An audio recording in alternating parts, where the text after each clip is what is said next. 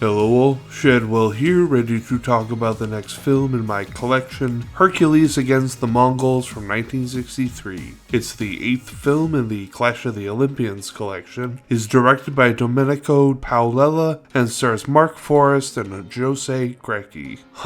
Mark Forrest and Jose Grecki, eh?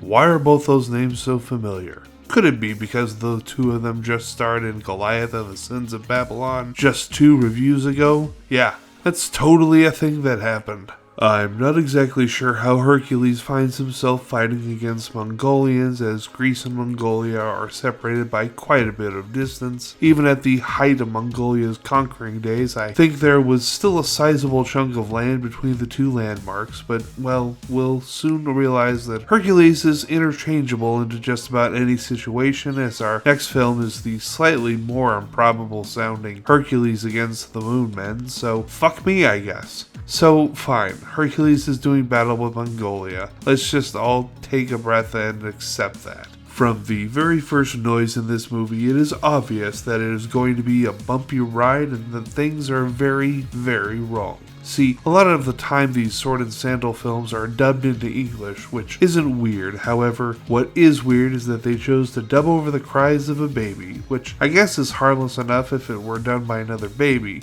Don't know why they would have done it that way, but had they, it would have been just fine. However, and it is so very obvious, they used a woman and had her pretend to be a baby crying to overdub the baby, and let me tell you, it is super fucking weird to see, and even fucking weirder to hear. The film's plot is fairly simple, and I've already painted the broad strokes. Hercules does battle with Genghis Khan's 3 warlord sons, and the homoeroticism is still alive and strong, as there is an extended sequence of a scantily clad Hercules wrestling the 3 sons into submission about halfway through the film.